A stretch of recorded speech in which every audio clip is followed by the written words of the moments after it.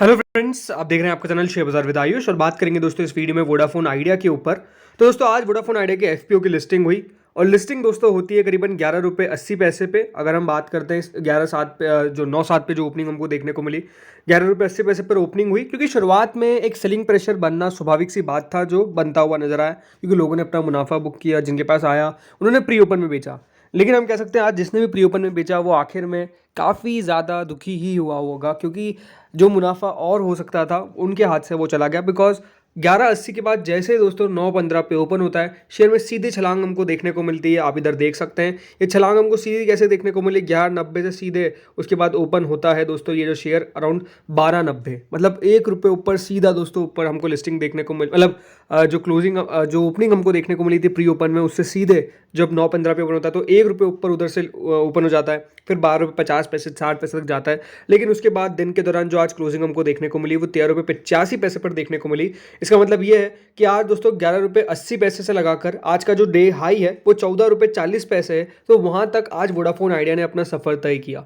ये दिखाता क्या है, ये दिखाता ये है कि जिस तरीके का पैसा हमको आता हुआ नजर आया, और कल जो मैंने आपको कहा था कि देखिए स्टॉक में सेटल हमको होता हुआ नजर आएगा, स्टॉक में बाद में बाइंग हमको आती हुई नजर आएगी, एग्जैक्टली वही हुआ है। और जिसने भी प्री ओपन में बेचा, जैसे मैंने कहा, वो आखिर में आज ज़्यादा खुश नहीं हुआ होगा, बिकॉज मुनाफा तो आया, मुनाफा तो एट दी एंड उन्होंने बनाया, बट उतना नहीं बना पाए जितना बना सकते थे, राइट। तो यही देखिए सिंपल सी बात है, इसी को शेयर बाजार कहते हैं, जहाँ पर देखिए ऐसी चीज़ें होती है जो हम सोच नहीं सकते। और एग्जैक्टली देखिए आज का ट्रेंड या फिर आज का जो पूरा डे था शेयर बाजार में वोडाफोन आइडिया के लिए, वो इसी प्रकार का देखने को मिला। सबसे ज़्यादा आप खुद देख सकते हैं Vodafone idea stock tumbles 10% after listing of FPO shares today. Almost वहाँ पर या मतलब 11 रुपये 80 पैसे पर भी अगर आपने यहाँ पर बेचा है तो एटलीस्ट 7.2% तो आपने कमाना है, राइट। 7% दोस्तों कम समय में बनना, ये भी देखिए कोई छोटी मोटी बात तो नहीं है। ये भी अपने आप में ज़रूर देखिए मुनाफा कम है, बट एट दी एंड मुनाफा बनाया तो सही, ये सबसे इंपॉर्टेंट बात है, और मुनाफा बनता हुआ नजर आया। बट उसके बाद आप क्या देखते हैं, by 10:29 AM the stock rebounded, trading 1% higher at 13.22 from its previous day close of 13.1 compare to the FPO price of 11 per share, the stock was trading at 20% higher, right. तो मुनाफा सीधा 7% से 20% ऊपर जाता है। बस क्या था उसके लिए, उसके लिए था कि आपने क्या समय दिया, आपने क्या टाइम बिताया, आपने क्या होल्ड करा। जिसने आज होल्ड करा उसने आज मतलब बनाया, और राइट यही कहते हैं ना, होल्ड इज गोल्ड, वो आज ज़रूर देखिए सच में साबित होता हुआ नजर आया। बट ये बात साफ है कि देखिए यहाँ पर हो क्या रहा है, चीज़ें क्या है। चीज़ें देखिए वोडाफोन आइडिया को लेकर यही है कि एक टर्न अराउंड की एक्सपेक्टेशंस है। देखिए मैं ये क्या कह रहा हूँ कि एक्सपेक्टेशंस है, ये कोई कंफर्म नहीं है। ये जो पैसा आया है इससे कंपनी ने जो सबसे पॉजिटिव बात करी, अगर ये कंपनी मान लीजिए आज 18,000 करोड़ रुपये ले लेती और कंपनी ये कहती कि हम इस पैसे से अपने डेट को रिड्यूस करेंगे, मैं आपको दावे से लिखकर कह देता हूँ इस इशू में पैसा आता ही नहीं। अगर कंपनी डेट रिडक्शन के ऊपर बात करती, लेकिन कंपनी ने बात किसके ऊपर करी, कंपनी दोस्तों डेट रिडक्शन को यहाँ पर महत्वपूर्ण बात नहीं करी, या फिर हम कह सकते हैं उतना महत्व नहीं दिया। कंपनी ने कहा कि वो नए टावर्स 5G को रोल आउट करने के ऊपर विचार करने वाले। और जब 5G की बात आ गई तो देखिए यही था जो इन्वेस्टर्स को चाहिए था कि कंपनी 5G में पीछे ना रह जाए। बिकॉज अगर आप वोडाफोन आइडिया को देखेंगे तो इनकी सबसे बड़ी प्रॉब्लम क्या रही, ये टाइम के साथ अपने आप को बदलना नहीं पाए उतनी जल्दी से। हम कह सकते हैं देखिए रिलायंस आया, उसने डिसरप्ट किया, भारतीय एयरटेल भी पीछे रह गया था। मैं ये डिनाई नहीं करता कि भारतीय एयरटेल भी बहुत आगे था, वो बिल्कुल रिलायंस जो कि टक्का ले रहा था, ऐसा नहीं था। बट भारतीय एयरटेल ने अपने आप को चेंज किया, उन्होंने पैसा लगाया, उनको समझ में आया कि हाँ यहाँ पर हमको भी जल्दी से जल्दी एक्ट करना पड़ेगा। बट वोडाफोन आइडिया दोस्तों उतना एक्ट तेज़ी से नहीं कर पाया, जिसके कारण यहाँ पर गिरावट हमको देखने को मिली और स्टॉक ने बिल्कुल पैसा नहीं बनाया इन्वेस्टर्स का। लेकिन क्या है, राइट, पॉजिटिव साइन क्या है, देखिए यहाँ पर क्या लिखा हुआ है। However, a drop below rupees 11 seems unlikely given the company's turnaround potential. Positive signs and potential post-election tariff hikes would trigger fresh buying after this initial volatility. ये दोस्तों किसने कहा, head of wealth Swastika investment ने। क्यों, because expectations यही है कि हाँ यहाँ पर चीज़ें हमको चेंज होती हुई देखने को मिलेगी। Aggressive investors with a long-term view might consider holding on to the stock, aiming for a potential rise towards 18 in the future. मतलब 18 रुपये तक का टारगेट हमको देखने को मिल सकता है अगर आप होल्ड करते हैं, ये एक्सपेक्टेशंस है। वैसे दोस्तों आज स्टॉक में एक नया रिकॉर्ड भी बनता हुआ नजर आया। नया रिकॉर्ड क्या था, ऑलमोस्ट दोस्तों 400 करोड़ शेयर हमको आज ट्रेड होते हुए देखने को मिले हैं वोडाफोन आइडिया के, till now on BSE and NSE combined on April 25. The figure better the previous record of 195 crore shares traded on April 24, again held by Vodafone. तो वोडाफोन में आज ऑब्वियसली बात है, देखिए नए शेयर इंट्रोड्यूस हुए तो ट्रेड होना ही था, और एग्जैक्टली वही हमको देखने को मिला।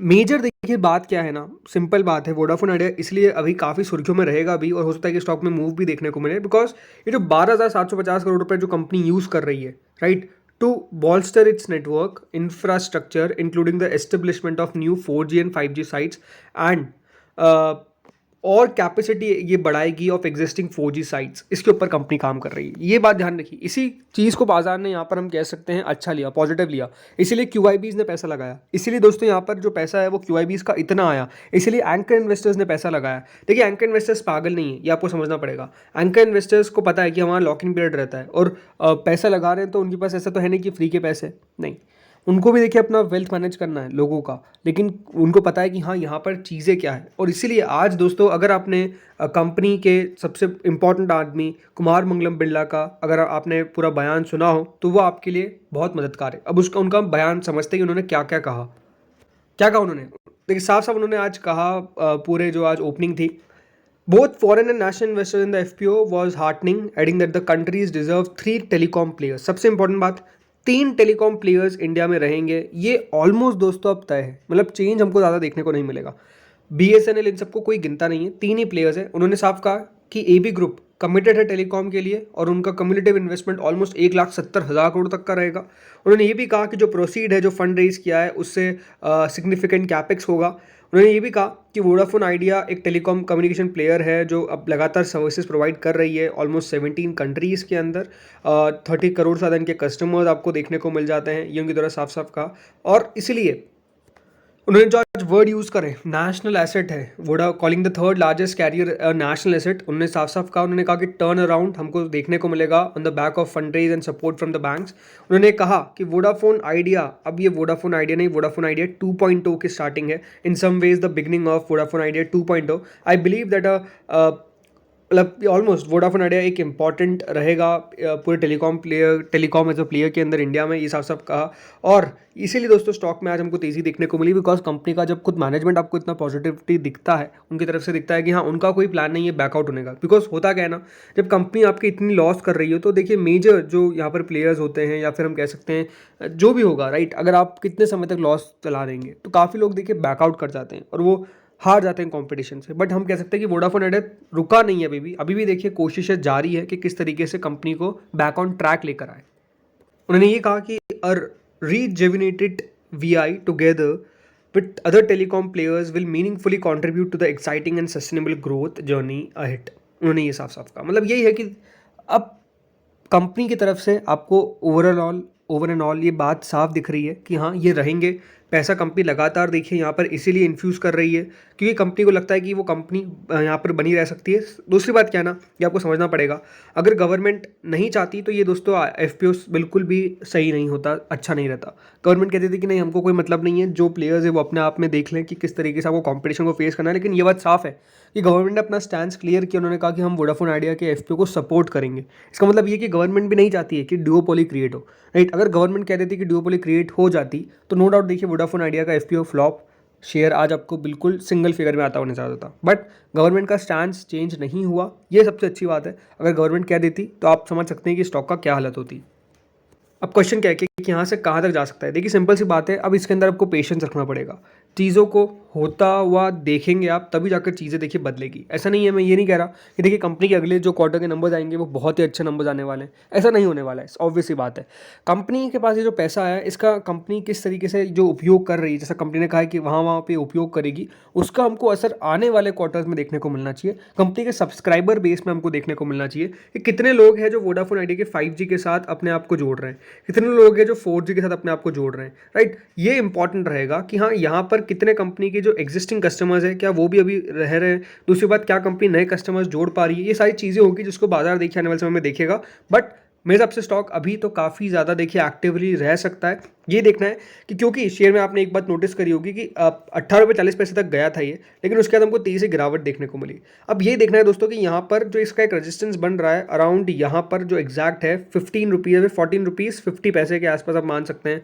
14 रुपीज़ 80 पैसे के आसपास मांग सकते हैं। मतलब ओवरऑल बड़ा रेजिस्टेंस कौन सा है, 15 रुपये का। अगर ये 15 रुपये के ऊपर निकल जाता है और टिक जाता है तो एक अच्छी तेज़ी हमको साफ साफ देखने को मिल सकती है। नीचे में सपोर्ट कौन सा होगा, नीचे में सपोर्ट दोस्तों ये एग्जैक्टली हमको देखने को मिलेगा। सपोर्ट ऑलमोस्ट आप मान सकते हैं 11 रुपये का, जो इसका FPO का प्राइस है वो ही दोस्तों सपोर्ट है, राइट। क्योंकि FPO की प्राइस के नीचे नहीं गया, ये आपने साफ देखा। तो 11 रुपये का स्टॉप लॉस और ₹15 का एक रेजिस्टेंस है, अगर उसको क्रॉस करेगा तो 16, 17, ₹18 तक के लेवल हमको देखने को मिल जाएंगे। ये बहुत ज़्यादा मुझे लगता है कि ₹18 का जो लेवल है वो अगले 3 से 6 महीने में ऑन द कार्ड्स दिखता है। तो लेट्स सी होता क्या है। तो बाकी आप लोग बताइएगा कि आप लोगों ने आज अगर आपका एफपीओ लगा तो आपने बेचा, होल्ड कर रखा है या फिर क्या किया है, बताइएगा कमेंट सेक्शन में। इस वीडियो में इतना ही था। Thank you friends for watching this video.